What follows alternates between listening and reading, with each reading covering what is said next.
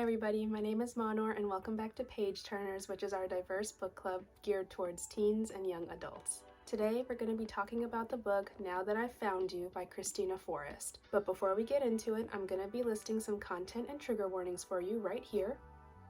And I will say that this review might contain some spoilers, so if you don't want any spoilers, now's your chance to click off the video. Okay, let's get into it. Now That I've Found You focuses on our main character, Evie Jones, who is a young Hollywood actress. She's landed a role in a huge movie with one of the world's most famous directors, so safe to say she's on cloud nine. Her parents are away in Botswana filming a documentary. She decides to celebrate at home with her best friend Simone, and they partake in a little bit of underage drinking. Because of the effects of the alcohol, Evie jokingly mimics the director's British accent, and Simone, her best friend, records it. Everything takes a turn for the worse the very next day when Evie finds out that the video leaked. And not only that, the internet hates her and the role that she landed in that movie has been revoked. It starts to take a huge toll on her, and so her manager, Carrie, decides that she should lay low for the entire summer while they work on trying to get things fixed.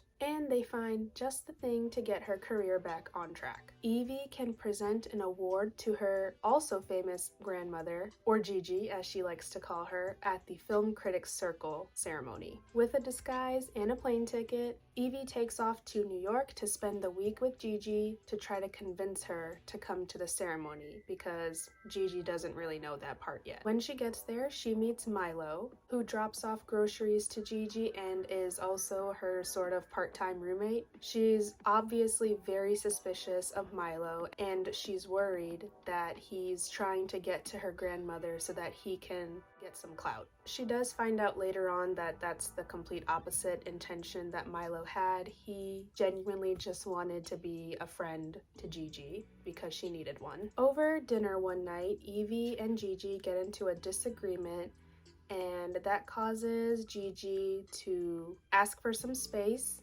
And the next morning, Gigi is nowhere to be found. She leaves behind a note that says that she's not far away and that she'll come back when she's ready, and Evie starts freaking out. Not only is Evie on a deadline to get Gigi to come to the FCC ceremony, she also has to convince Gigi to let her ex-husband, James Jenkins, make a reboot of their hit film Every Time We Meet with Evie as the star. Thankfully, Milo steps in to help Evie find Gigi while she's supposed to be maintaining a low profile. As the search continues through galas and dodging the paparazzi, she finds out more about Milo and realizes that he's not as bad as she thought he was. She's just so scarred by her former best friend that she thinks it's better for her to not have any friends at all. Now, does this mean that Evie and Milo never kiss in this entire book? Of course not. Of course they kiss. And it happens while they're dodging the paparazzi, and Evie tries so hard to try to downplay the feelings that she's feeling, but we know she likes him. While finding Gigi is a top priority for Evie, she accidentally finds out that Milo has only been hanging out with her because Gigi asked him to, and that really upsets her. So whatever feelings she had for him switched up quick. He tries to explain his point of view, and she doesn't want to hear it, so whatever blossoming relationship that they had is over. And despite all that, he still tries to help Evie find Gigi, and thankfully they do end up finding Gigi hours before the ceremony is supposed to start. And I'm gonna keep the rest a secret on whether or not things turn out the way that they should or shouldn't.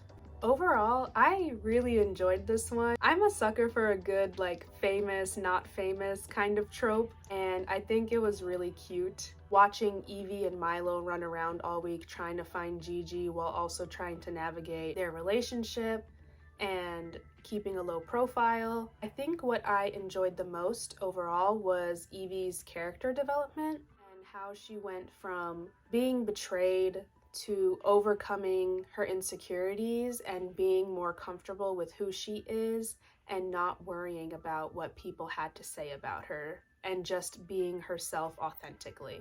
So with that, I hope y'all consider checking this one out, and we'll see you next time.